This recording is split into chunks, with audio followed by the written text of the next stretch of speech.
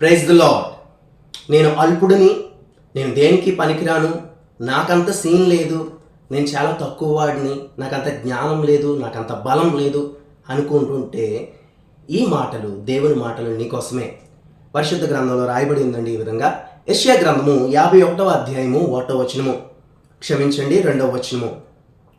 మీ తండ్రి అయిన అబ్రహాము సంగతి ఆలోచించుడి, మిమ్మల్ని కనిన సారాను ఆలోచించుడి.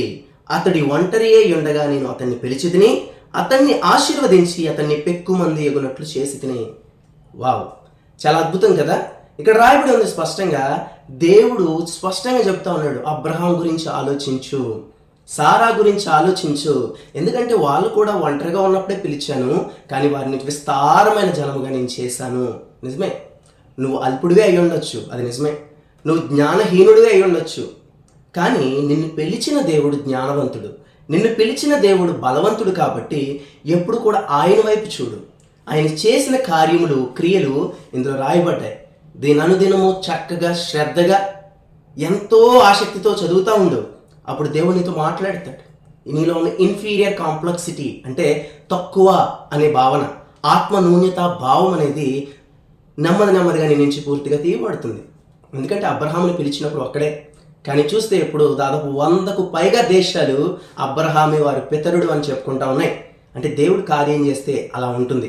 కాబట్టి అంత గొప్ప దేవుడు నీలో ఉండగా నేనేం కాదు, నేనెందుకు పనికిరాను అన్న భావన నీలో అవసరం లేదు. నువ్వెందుకు పనికిరావు, కానీ దేవుడు నిన్ను ప్రయోజకుడిగా చేయగలడు. నువ్వు జ్ఞానహీనుడివే, కానీ దేవుడు నీకు జ్ఞానం అనుగ్రహించగలడు. బహుశా నీలో అనేక లోపాలు ఉన్నాయి, దేవుడు నీలో అనేక లోపాలు ఉన్నాయని తెలిసి కూడా తన రక్తం పెట్టి నిన్ను కొనుక్కున్నాడు కదా. మరి అలాంటి దేవుడు నీకు ఉద్యోగం ఇవ్వడా? నీకు ఏదైతే నువ్వు ఆశిస్తున్నావో, నీకు గర్భఫలం ఆశిస్తే గర్భఫలం ఇవ్వడా? దేవుడు ఏదైనా చేయడానికి సమర్థుడే. కానీ నువ్వు అధికంగా నీ లోపాలు ఆలోచించుకోకు, ఆయన గురించి ఆలోచించు.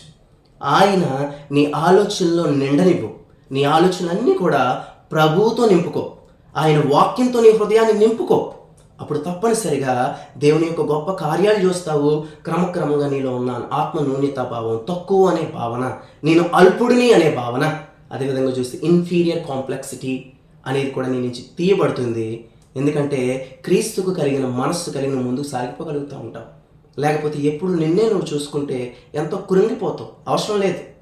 ఎందుకంటే దేవుడే అంటున్నాడు, ఆలోచించు, అబ్రహాం గురించి ఆలోచించు, సారా గురించి ఆలోచించు. ఇంకా బైబిల్లో దేవుని నామంలో గొప్ప కార్యాలు చేసిన భక్తులు అనేక మంది ఉన్నారు, వారి గురించి ఆలోచించు.